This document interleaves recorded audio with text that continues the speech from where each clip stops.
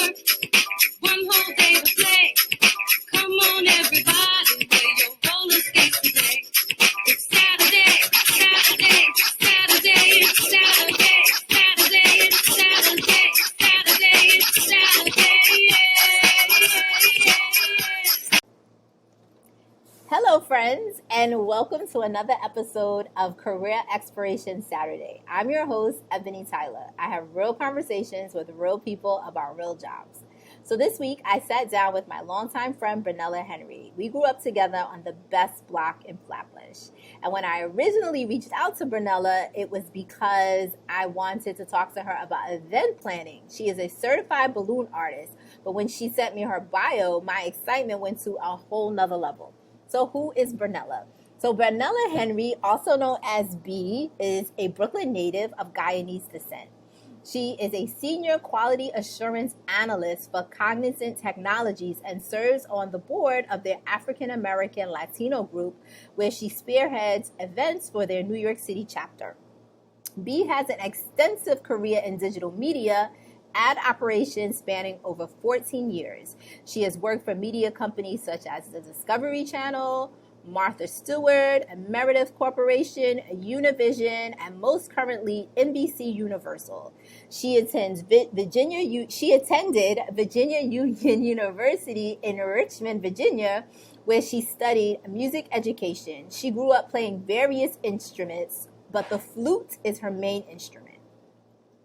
She runs her own small business called B for All Occasions Events Decor Management Planning Services, where she caters to and provides decor management services for all kinds of events for the past 15 years. She is a certified balloon artist as well as a certified meeting and events planner. Her need to continuously educate herself is key to running a successful business.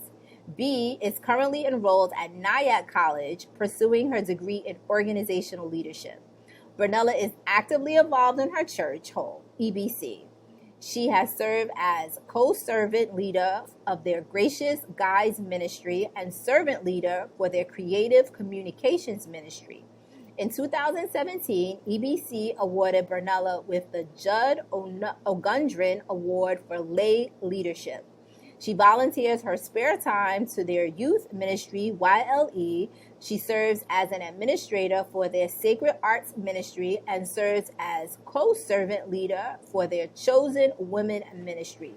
B is currently training as a walk-in deacon in EBC. She's looking forward to see where God continues to lead her and use her as she continues to dedicate her life and her time to serving God as well as others. We had a great conversation. Let's jump right in.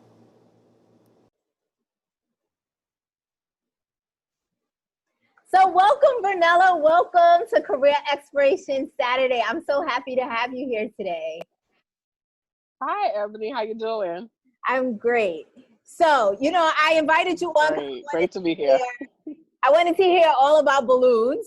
But then you sent your background, and now we gotta get into this digital media. But I like to start all the conversations tell us about your 16-year-old self. Did you have it figured out? Wow. Did you know what you wanted to do? My 16-year-old self was a self-proclaimed band geek at the time. Grew up in Brooklyn, but I played the flute majority of my life. I've been playing since elementary school, so I was in all the bands, everything. At 16, I was in the New York All-City Marching Band, the All-City Jazz Band, everything I could be in, I was in. I even played with Kingsborough College Band while I was in high school, so I was that band geek.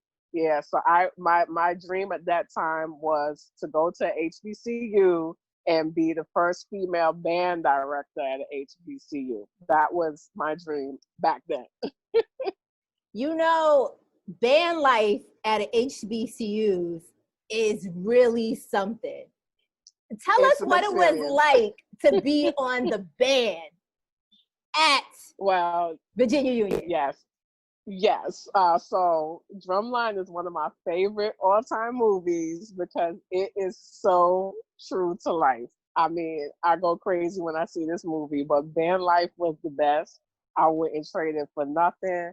VU's band was small compared to some of the other colleges. You know, like I have stories when it was like 50 of us in Union's band compared to Hampton's band that got like 300, you know, outplaying us, but we would still be out there playing our little hearts out. It is the best. I wouldn't trade it. It's not easy, but it was Mhm. definitely an experience I do not regret. Still friends with a lot of those people today because you build that bond being together so much. But it was definitely one of the best experiences. Definitely wouldn't trade it. Now You know. I know students get scholarships to play in the band. Hmm. Did you get a And scholarship to go down there?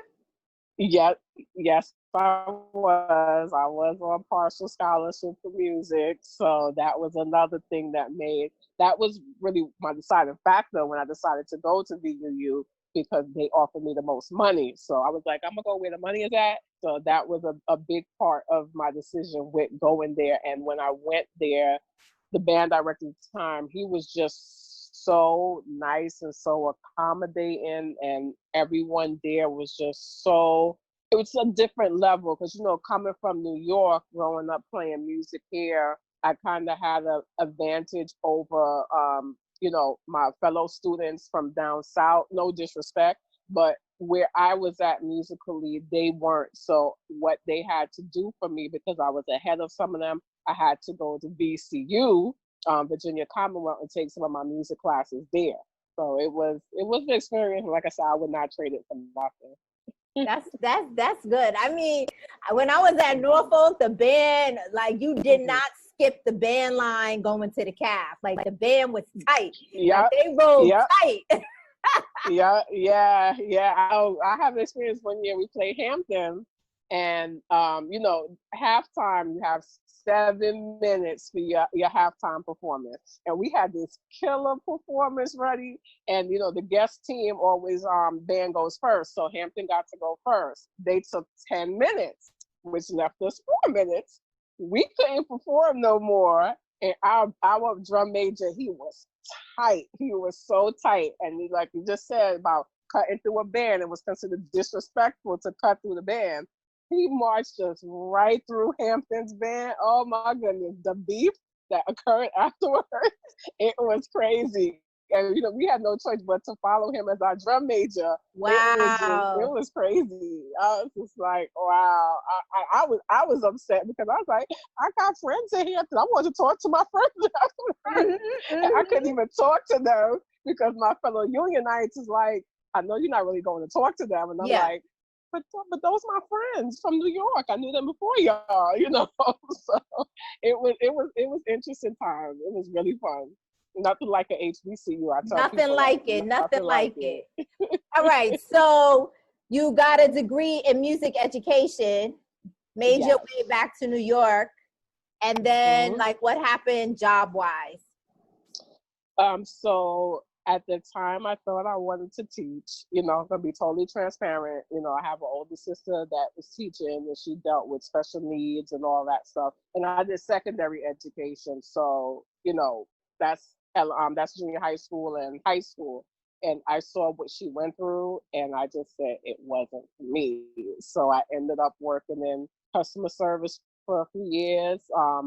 And then from there I fell into digital by accident. You know, like I Hmm. was applying for a job, and you know how you just post your resume on like monster.com and those places and you keep it public. This company actually called me and they said they liked my customer service background, even though I wasn't familiar with digital. Would I be willing to learn? So I said, hey, sure, why not? You know, something new to try. And I've been in digital ever since. I haven't turned back. So, you know, sometimes we think one thing is for us when it really is something else. So, you know, and I've been in digital for 16 years now. So, quite an extensive career. So, what exactly is digital media? What exactly do you do? What's your niche? Mhm. What's your expertise? Okay. What's a day like?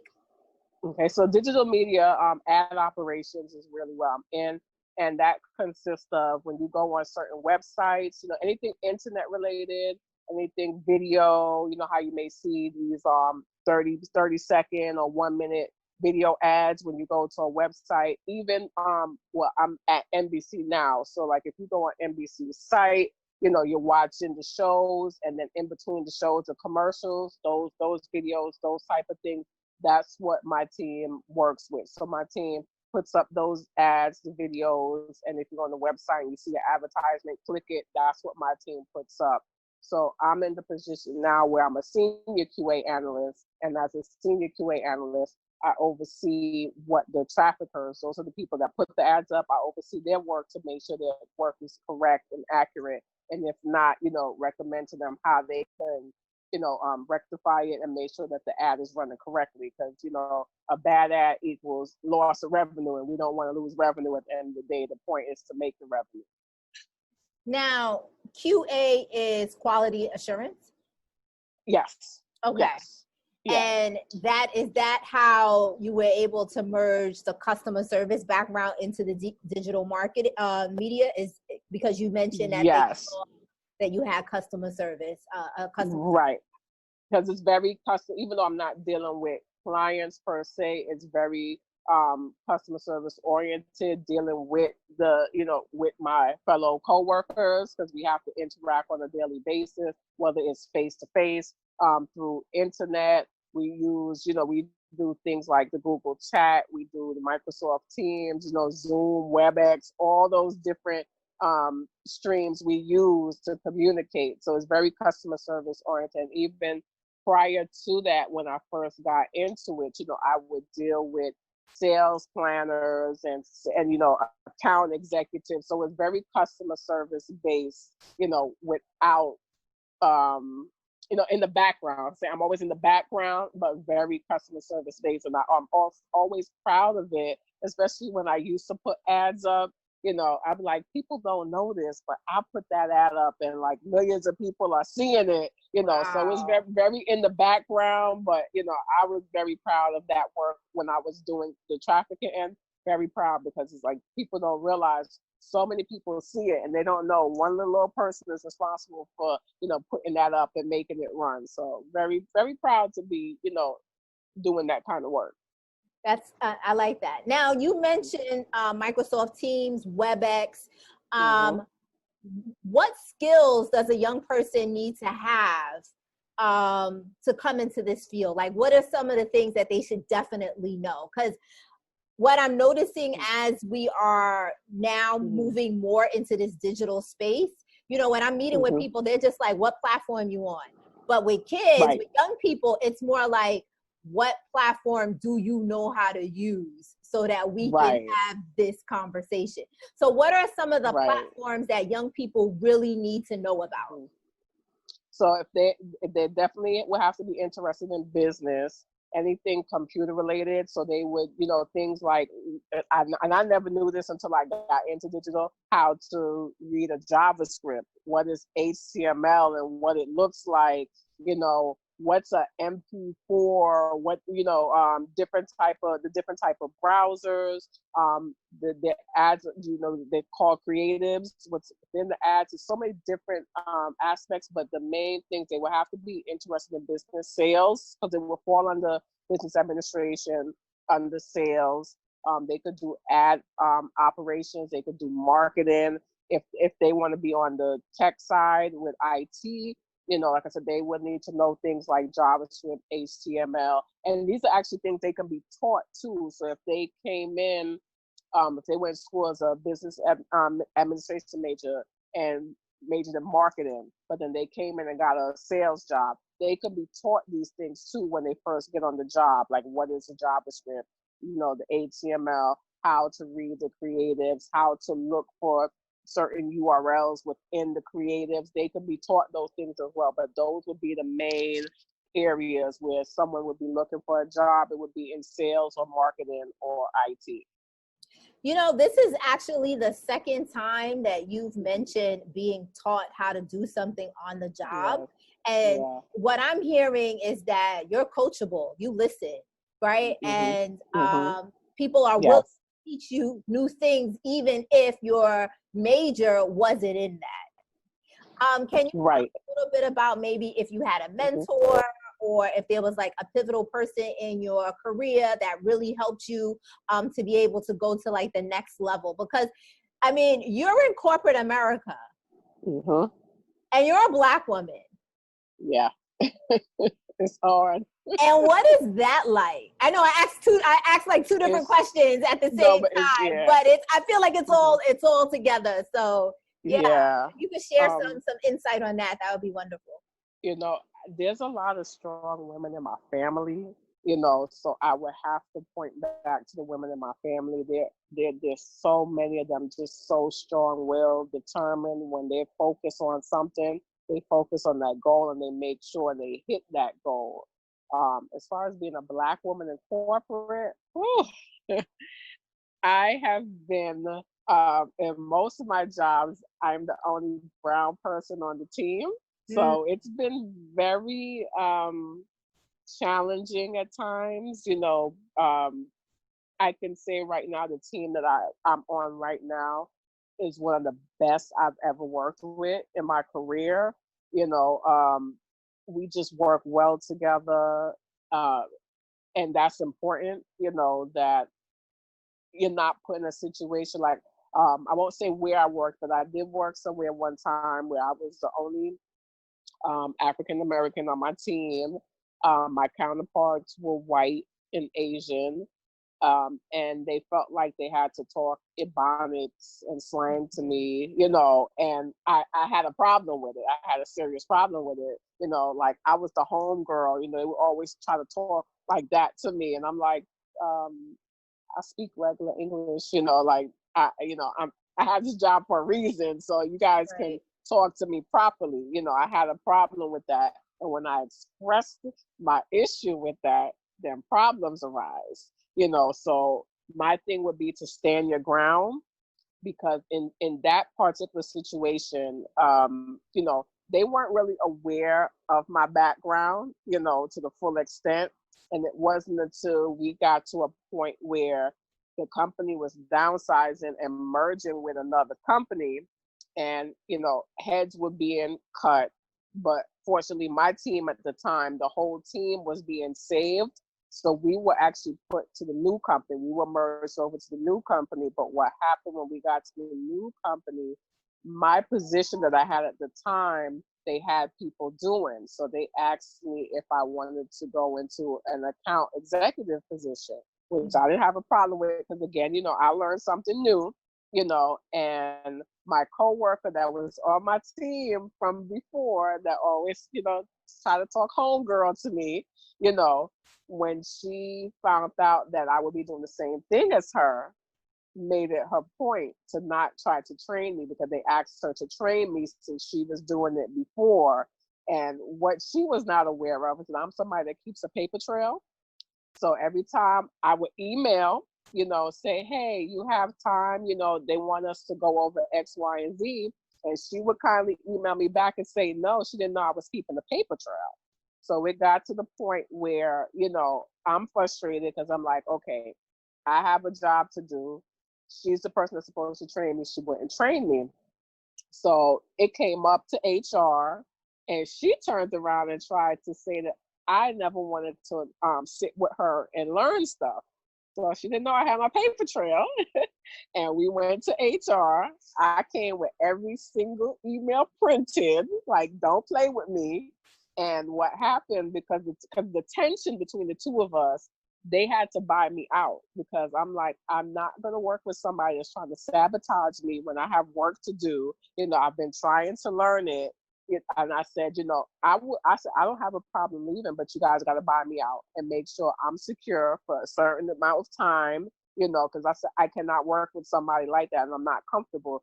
So it was either me or her. And they ended up buying me out, and I left, and I actually ended up getting another job right away. Thankfully. But, those type of things we have to be mindful of and look out for, because not everybody wants to see you succeed. But my thing is, stand your ground, because had I not have kept that paper trail, who knows what would have happened, Yeah. So it was like, don't mess with me, you know. That's right. That's right. That's right. That's right. Don't mess Yeah. with Black women. Right. It was like, don't mess with me. She really didn't know who she was did. dealing with. She did not. She She did didn't. not. All right. Because, yeah, it was interesting. So let's move this to balloons, because I see the balloons in the background, and you Yes, know I am a yes, fan of your balloons. Okay. yes. So how did you get into running your Okay. own small business? So that's an easy one. So back in the days, there was a store called the Craft Gallery on the Junction. I don't know if you remember it. It used to be right on the Junction, across from like where the Bank of America and stuff. It was on the opposite side of the Junction. Okay, But okay. but the owner's name is Margaret. So back then, I don't know if you remember the little pin-ons people used to do for party favors. Yes, and stuff. yes. Oh, all of the boutonnieres. Yes. Oh my yes. gosh, that was such a Brooklyn thing. Oh my gosh. Right. So I used to do those, and every time I would come in, she would chat me up, really nice lady, and she would say to me, you ever thought about balloons? I'm like, no, that's not my thing. I don't think so. And then, it got to the point where she had to close down her shop, and she was like, you sure you don't want to know about balloons? And I was like, I don't know. And she's like, I got helium tanks. I got all this stuff, I can give to you. But she said she knew she wasn't going to be doing it as much. So I said, you know what? Let me just give it a try. So she took me under her wings. I actually found out about some classes that was going on. And once I started taking those classes, I got hooked, and it's been a wrap. It's been, wow. How many years has it been now? Oh my God. It's about 11. No, but 12. I know I've It's been a reaching long out time. to you for balloons for a very long time. Yes, yeah. It's been I know it's over 10 years. It's got to be probably like 12 or 13. It's been a long time. And wow. It's just from there, I can't stop learning about it. I keep going to take classes about it. I'm a certified balloon artist, which is an industry thing. Only like 1,000 or so people can say that they're certified balloon artists. And that was a rigorous thing. I mean, I had to study online because, there's so many different elements to it. Because when people are like, oh, it's just balloons, I'm like, no, you have to factor in science. You got to factor in mathematics. It's a lot that you have to know, and then mixing certain things together, the different textures of the balloons. It's a lot, and it's a process. But I am so proud of my accomplishments. I never would have thought, I would be so excited about balloons, but I totally love it. Anytime there's a convention, I go to all the conventions to learn new stuff. I saw that. I saw that on your Instagram. Yeah. I saw that. I just have to stay in the know. And actually right now I've been teaching during the pandemic. So I have a bunch of students that I have been teaching during the pandemic. We've been doing virtual classes, and it's been so much fun. I've met some of the coolest people. They're so nice. And, I don't mind sharing information with people. So I think that's part of it too, is that, if someone, has a question, I'm like, you can reach out to me. I don't have a problem, walking you through something, help you with something. I love doing all the big structures. Like right now during the pandemic, the big thing has been the balloon bouquets. We call them bouquets or marquees. And that's the thing, because people still want to celebrate birthdays and graduations. And it's just been amazing. And the last conference I went to was in January before the pandemic started. So imagine it's over 500 of us from across the world. It's an international thing. Yeah.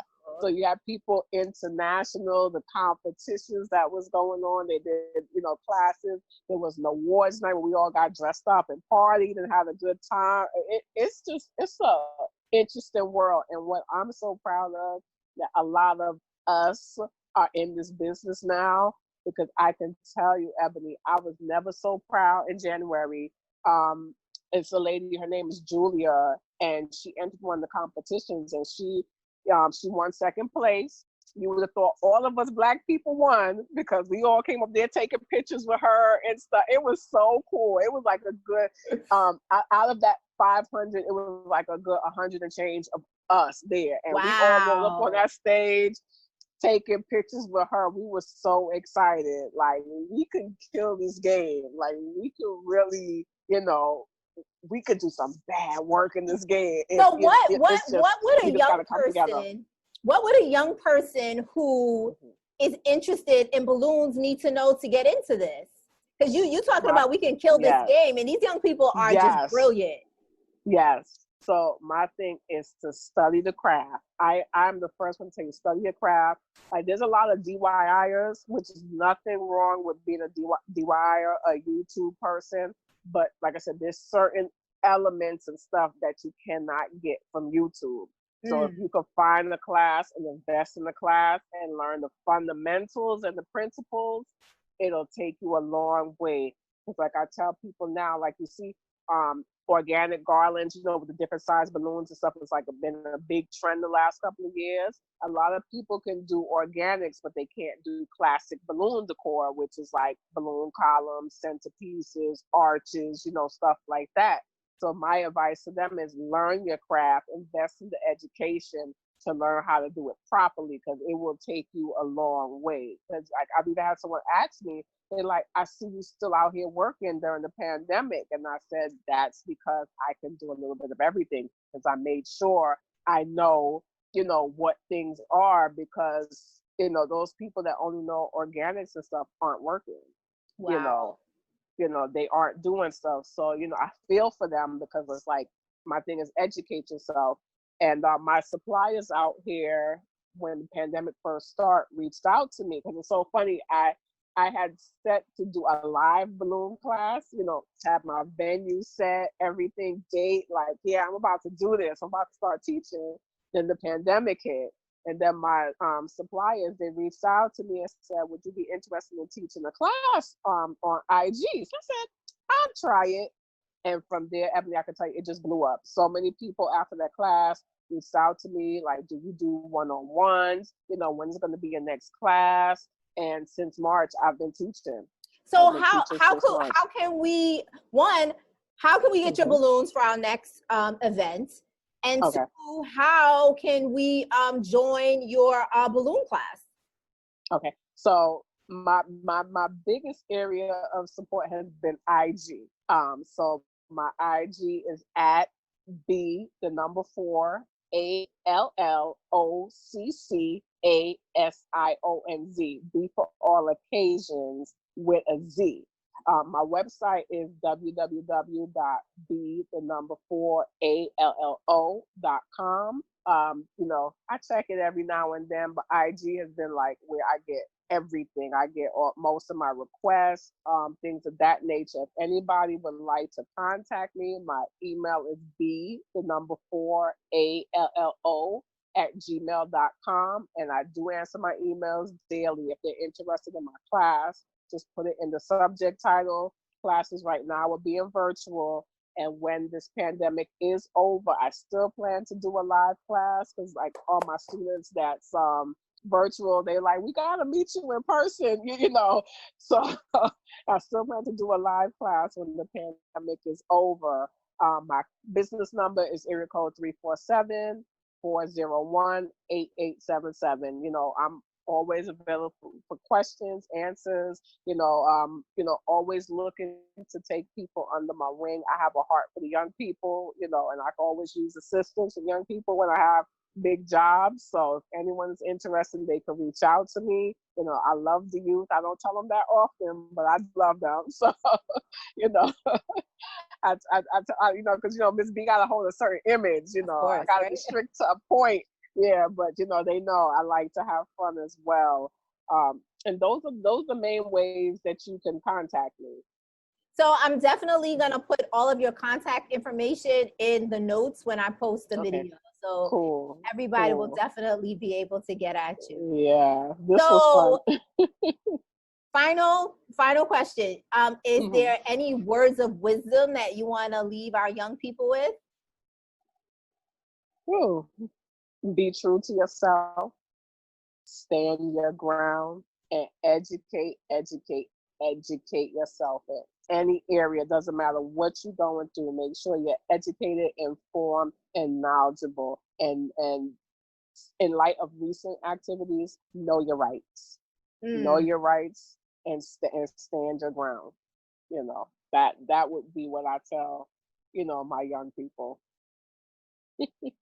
You know, I'm wondering if your faith is kind of the reason why you have like this really big spirit and this really big sharing of abundance, that there's just so much. Because you know, some people they don't share information, right?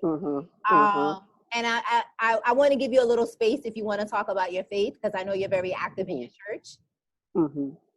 Yeah, my faith is a big part of it as well. I mean, I guess because I've always been customer service oriented, I don't have a problem talking to people. I've always been sociable. I've always been a socialite. And I think I have my parents to thank for that, because they both socialites. So, you know, growing up and watching them has a lot to do, but my faith does play a part as well. I'm very involved in my church. I work with the youth in my church a lot. Like I said, don't tell them I love them, but I do. You know, I do, you know, because I have to be, you know, someone has to be the strict one. So I'm kind of like the strict one there, but they know I love them. You know, I love the kids. You know, I work with the women in my church as well. I'm one of the co-servant leaders of our women's ministry at my church. So, you know, it's just like, I have a heart for the people. That's the best way to say it. I've always been that type of person that has a heart for people. And I guess coming from that customer service background mixed with my faith, I'm always thinking about other people before myself, because like I stay active, and people are like, B, you always doing something. And I'm like, I can't help it. Like, being still for me is hard. You know, I have to be like sick or something to be still. It's very hard for me to be still, but I love people. That's the best way to say it. I love people.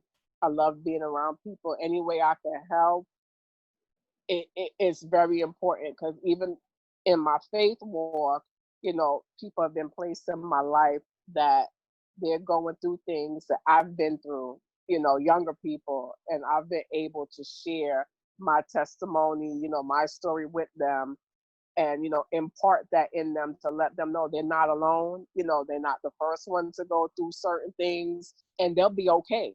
You know, like I let them know you'll be okay. You know, look at me. You'll be okay. That's it. But you know what? We're gonna leave it there. Thank you so much. Yes, this was so much fun. Tell me the next time you see a commercial on a website that you're not going to immediately think of Bernella. Because I know I'm going to. All right. Some key takeaways from my conversation with Bernella is that playing an instrument can help fund your college experience. HBCUs are known for their bands, and band life is an essential part of the HBCU experience. 2, being strong in your industry and in your background can take you to another industry if you're willing to learn, right? Like she talks about customer service and how that led her to digital media. So what that tells me is like, guys, we got to be coachable. We got to be open. We got to be open to learning at every level in our life. And 3, being creative also means having tangible skills, right? She talks about being knowledgeable in HTML, JavaScript, understanding internet browsers, using Microsoft Teams and WebEx.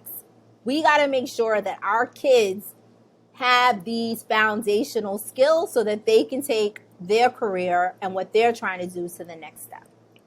And so thank you so much, B, for your time and for sharing your story with us. So shout out to Karen for her donation to Liberated Success this week. Some quick updates for the week, right? So I'm recruiting organizations who want to partner and mentor our liberated problem solvers. What is a liberated problem solver? They are Gen Zers. And let me tell you, they're brilliant. Their creativity and their energy can benefit any workplace. So I'm seeking organizations that have real life problems and that they want to improve upon them. Our liberated problem solvers will bring innovative ideas and fresh strategies to your organization. The program is going to run from November 9th to December 11th, and the time commitment is going to be 1 hour a week for virtual mentoring and feedback. So that's what I'm asking of you. Now, what's in it for your organization, right? Why should I do this? Because you're going to get organizational change. You're going to get access to a diverse talent pool, and you're going to immediately be able to improve your community. So what's in it for our students? What's in it for the kids, right? They're going to get industry exposure. They're going to learn through experiences. And they're going to get access to talented professionals such as yourself. So you know how we do. It takes a community to get this done.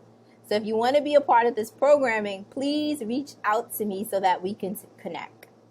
You know how to get at me. Facebook, inbox me. Twitter and IG, DM me. And you know you can always email me at missebony@liberatedsuccess.net. So the TikTok challenge, it's still going on, and we're still accepting videos. Last day to submit a video is going to be Friday, August 4th. And if you want to receive my monthly newsletter, send me your email address too. And the GoFundMe campaign, we're still going strong, right? As always, the GoFundMe link is in my bio on IG. It's the first comment on Facebook. I did forget to put it last week, but I did put it later on in the week when I caught that. So thank you, Karen. Also, it's a pinned tweet on Twitter. And don't forget to subscribe to my YouTube channel. I know I always got a lot of asks, but it's going to take all of us, to get it done, right? Like, we are a community. So listen, you know what we got to do, people. We cannot get COVID fatigue, okay? We got to continue to wear our masks, wash our hands, socially distance, and all Black Lives Matter. See you next week. Bye. One whole day to play. Come on, everybody.